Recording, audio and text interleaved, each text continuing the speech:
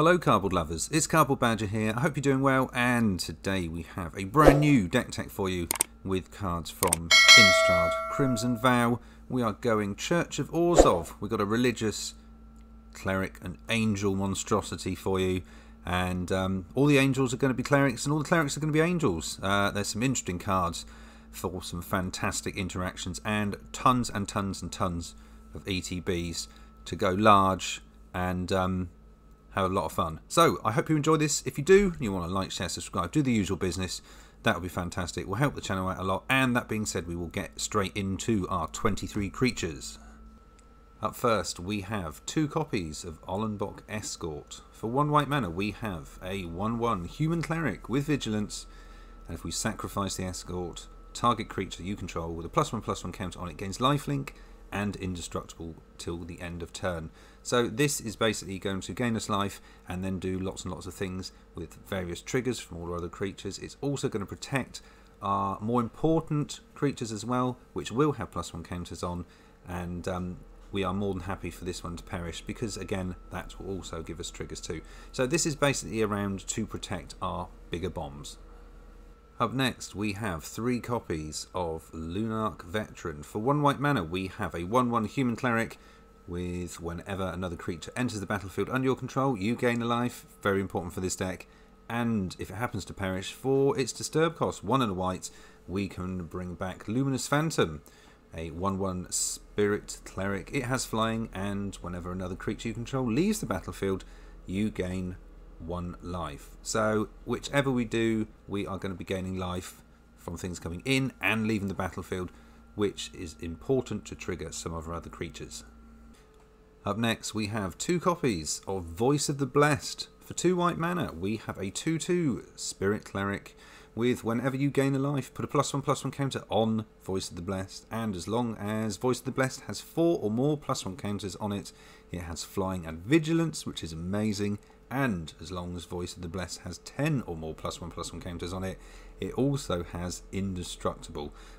This gets large very, very quickly and is absolutely amazing. 2 copies of. Up next, we have a full playset.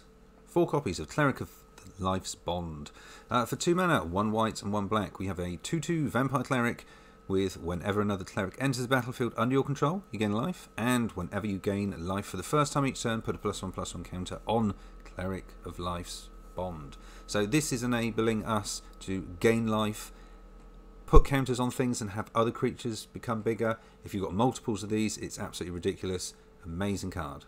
We're also going to be playing 2 copies of Shale, Dean of Radiance. For 2 mana, 1 and a white, we have a 1/1 Bird Cleric. It's got flying, it's got vigilance, and we can tap it and put a +1/+1 counter on each creature that entered the battlefield under your control this turn. Or we have the option of 4 mana, 2 black, we can have Embrose, Dean of Shadow, 4/4 Human Warlock. Again, we can tap it, put a +1/+1 counter on another target creature, and then the Dean of Shadow will deal 2 damage to that creature, which is okay if our creatures are really big. And when a creature you control with a +1/+1 counter on it dies, which is going to be most of our deck, we get the opportunity to draw a card. So if possible, and we can put this out on turn 4 or later on in the game, this is an amazing engine for card draw. Up next, we have 2 copies of Luminarch Aspirant. For 2 mana, 1 and a white, we have a 1/1 human cleric with, at the beginning of combat on your turn, put a +1/+1 counter on target creature you control. So this obviously works really, really well with the Dean, because every single turn we can just put it on one of our other creatures, so any of those creatures that happens to perish will enable us to draw some cards. We're also playing 2 copies of Selfless Glyphweaver.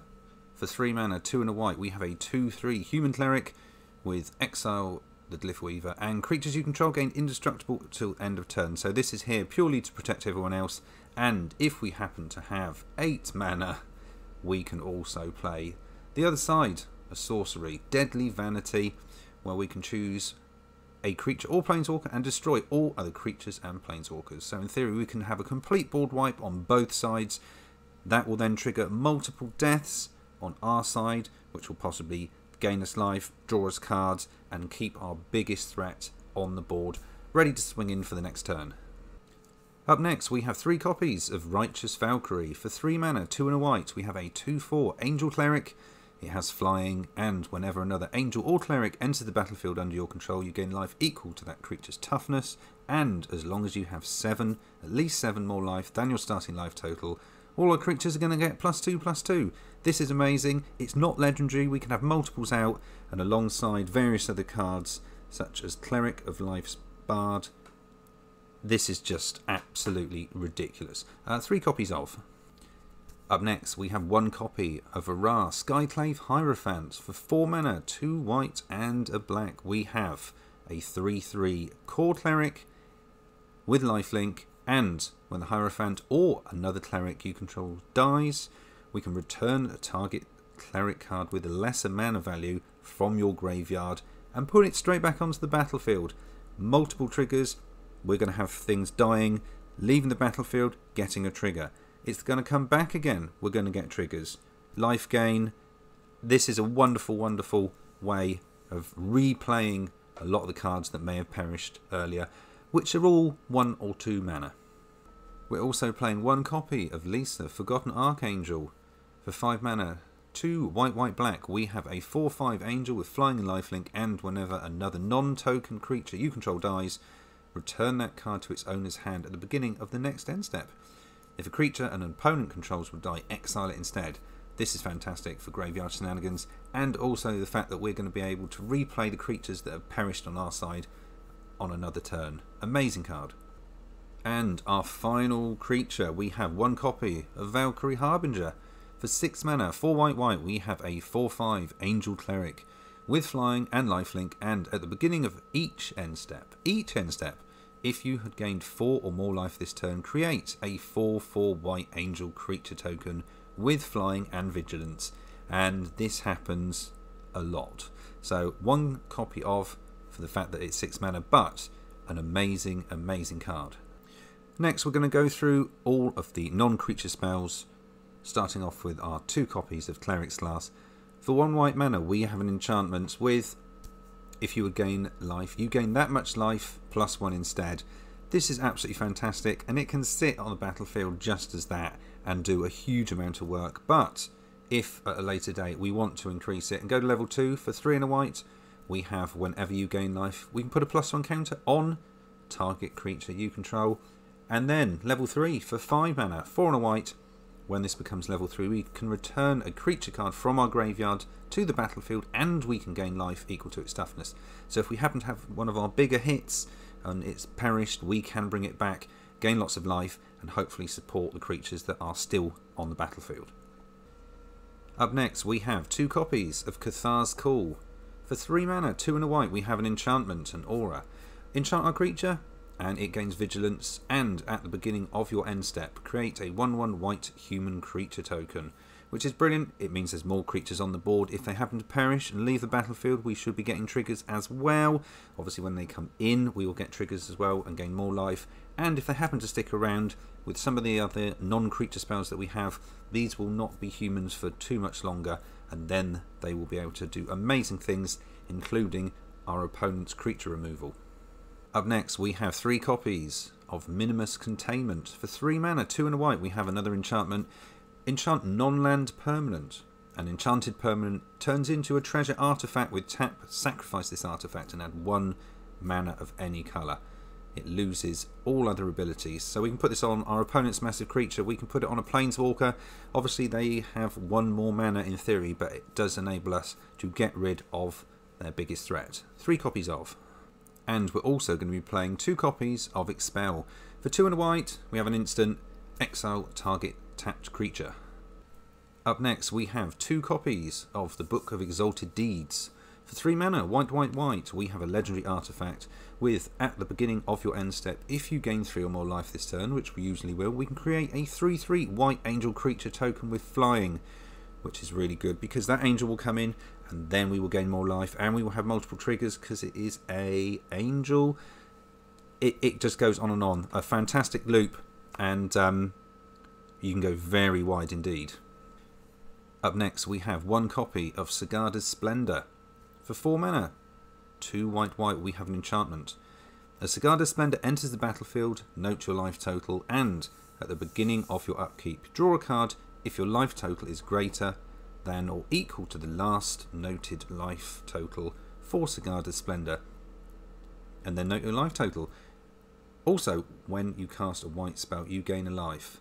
This is absolutely fantastic. It's additional card draw and it's life gain. Even if we're not playing a creature, it still is going to allow us to have multiple triggers from some of the creatures that are on the battlefield. Up next, we have Verge's Retribution. We have one copy of, for 4 mana, 1 white and a black. We have another saga, and its first chapter, we have create a 4/4 white angel creature token with flying vigilance. The second chapter, until the end of turn, angels you control gain tap and destroy target creature with power less than this creature's power. And the third chapter, angels you control gain double strike till the end of turn. Really good first chapter. The second chapter is the key one. If you have multiple angels out, bearing in mind everything technically could be an angel, we are able to tap those angels, and some of them have got vigilance too, and destroy our opponent's creatures. Amazing card. Up next, we have one copy of the card that is going to make all our creatures angels or clerics. We have MacLeod Nexus. For 4 colourless mana, we have an artifact with creatures you control or every creature type. The same is true for creature spells you control and creature cards you own that aren't on the battlefield. Plus, we can tap it, pay 3 mana and create a 2/2 blue shapeshifter creature token with Changeling, which means everything that comes in, if it isn't a cleric, such as the 1/1 human tokens from Cthulhu's Call, are now going to be clerics. They're now going to be angels, and every time they come in, we are going to gain more life. And because they're angels, we will be able to do some other things, such as tap them and then deal damage thanks to Verge's Retribution. So, amazing card, but just the one copy of. We're also going to be playing one copy, and I think this is one of my favourite cards of the deck. We have Rampage of the Valkyries. For 5 mana, 3 white and a black, we have an enchantment with, when Rampage of the Valkyries enters the battlefield, we create a 4/4 white angel creature token with flying and vigilance. That's fantastic, but whenever an angel you control dies, each other player sacrifices a creature. Obviously, we do have a lot of angels. We will be generating a lot of angels every time we gain 3 life or more than 3 life, but thanks to MacLeod Nexus, everything is technically an angel, which also means those little 1/1s from our Cthulhu's Call are now going to die, and every time they die, our opponent is going to have to sacrifice a creature. That is what they're there for, and this, when this goes down, it is absolutely amazing. And our final card, before we get to the lands, we have one copy of the Meathook Massacre. Again, another card I absolutely love. 4x and 2 black mana, we have a legendary enchantment with, when the Meathook Massacre enters the battlefield, each creature gets -X/-X till end of turn, and whenever a creature you control dies, each opponent loses a life. And when a creature an opponent controls dies, you gain a life. So again, if we happen to be able to sacrifice things, our pretend angels, to get rid of some of our opponent's creatures, we're going to be gaining and draining. Amazing card, and also obviously we could just play it for a reasonably large X spell, keep some of our big angels going and wipe the board. Again, really do like this card, but just the one copy. And finally, we will get to our lands. We have a grand total of 24, starting off with 4 copies of Brightclimb Pathway or Grimclimb Pathway, depending on whether or not we need a plains or a swamp. And in addition to that, we're going to be playing 7 swamps and 13 plains. So there we have it. That is the end of the standard legal deck tech, or nearly standard legal deck tech, depending on when you watch this. Church of Orzhov, Clerics and Angels. A world of fun building this. Absolutely thoroughly enjoyed playing this on Arena. It's been doing rather well. I will continue with it this month, and obviously start thinking about building an additional deck. If there is a particular colour or theme you would like for the next deck tech, please write it in the comments and we will take it on board. And you never know, we can always give you a shout if that is the one that we end up picking for our next standard legal deck tech. Other than that, I'd just like to say thank you for watching. There will be a selection of booster boxes that are going to be opened hopefully over the weekend for the official release of Crimson Vow. Other than that, just like to say, if you have got to the end of this video, thank you very much indeed. Obviously, everyone's time is very important, but I hope you have enjoyed this. And if you do build it, I hope you have a world of fun. Anyway, thank you for watching, and we will see you again soon here on Cardboard Badger.